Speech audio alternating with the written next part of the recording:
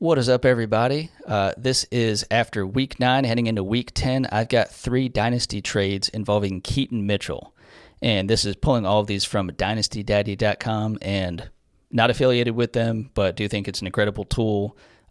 Certainly when you're trying to source trades and are able to kind of pick league structure and accurately get a handle on what is the more recent value in trades that are happening right now in dynasty leagues around the world. So go ahead and check them out. And just a quick look at Keaton Mitchell thus far. So 11.2 points per game, only in 2 games thus far. He had battled injury earlier in the season. That compares pretty closely with Khalil Herbert. He was 10.3 points per game, and that was in 5 games. And actually at this point, Khalil Herbert should be coming back and healthy in week 10, if not week 11. Looking forward to that. And for Keaton Mitchell, really only one meaningful week of production thus far, but it was in week 9, finishes the RB3, so pretty incredible. It was an absolute blowout for the Ravens, so Keaton Mitchell got some run.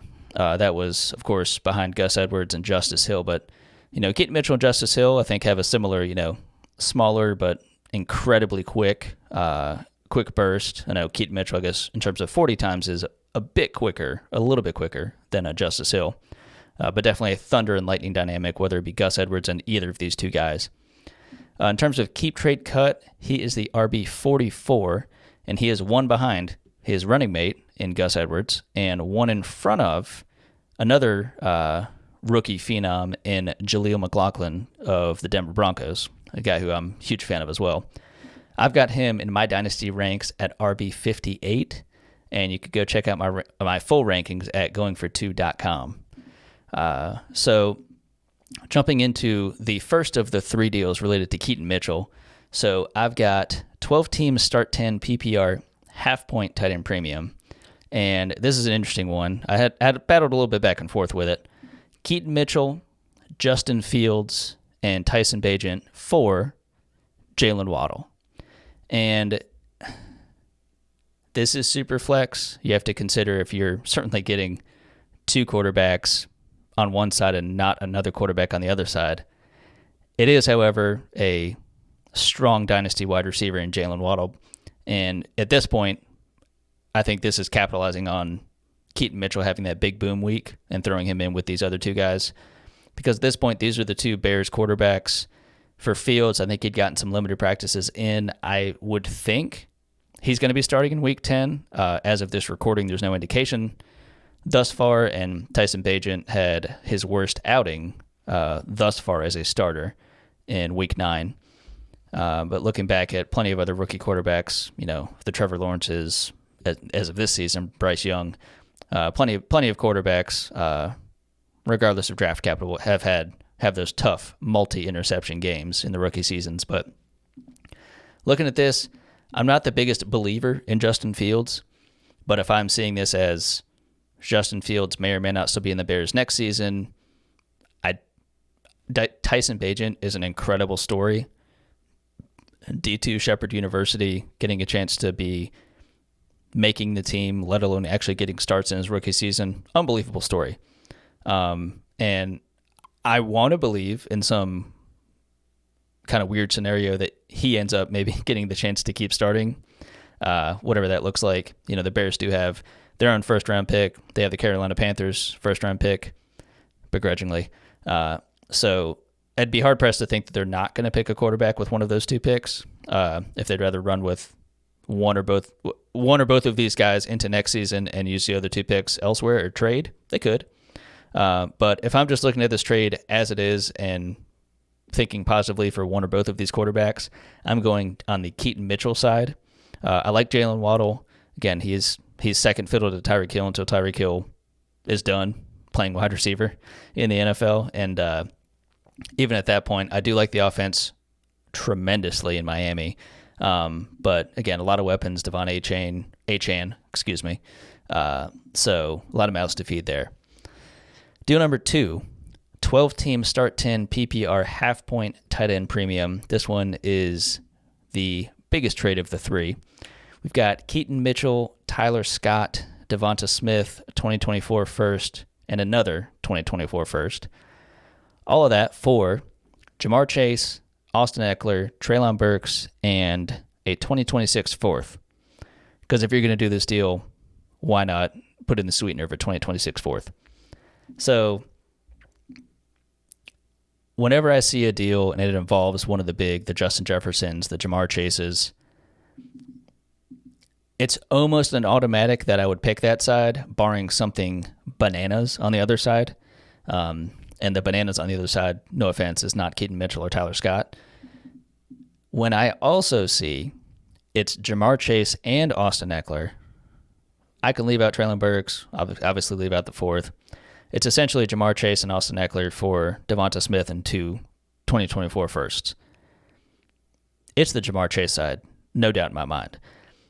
Because I think if it were another, say, top 10, top 12, top 15 dynasty wide receiver on the Austin Eckler side instead of Jamar Chase, so maybe someone that's a little bit older, so still producing and that kind of thing, but you're picking two slightly older assets in Eckler and this other wide receiver, and then you're giving up the youth in the 2 firsts and Devonta Smith, I'd have a little more pause for sure, but Jamar Chase is a cornerstone. I have little doubt that he's not going to get extended there in Cincy, and I kind of believe that T. Higgins is probably out of town, and you then have Jamar Chase running the show there.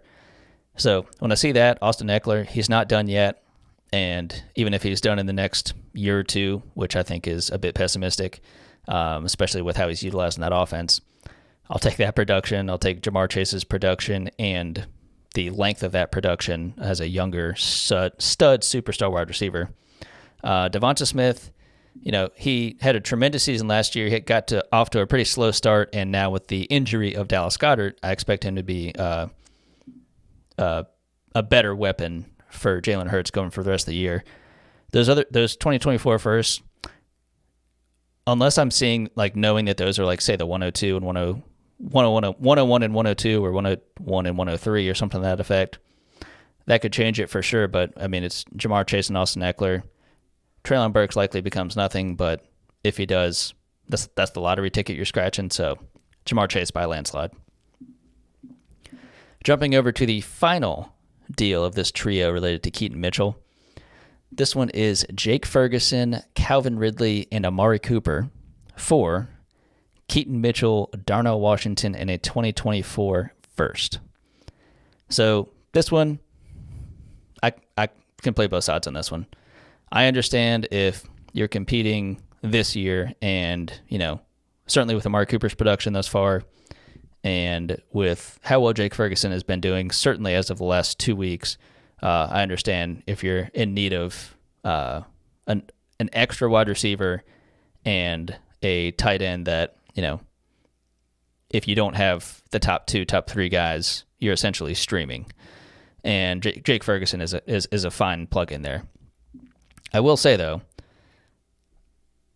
I don't know a league that I'm in that I can get a 2024 first for any one of these pieces individually, for Jake Ferguson, for Calvin Ridley, and for Amari Cooper. Certainly with Ridley and Cooper being the wide receivers closer to 30, I think there's a bit of hesitancy there. I know in plenty of leagues that I've played in, there's wide-ranging perceptions of value with those guys. Jake Ferguson, a guy who I'm huge on coming into the season, he was one of my sneaky buys at tight end.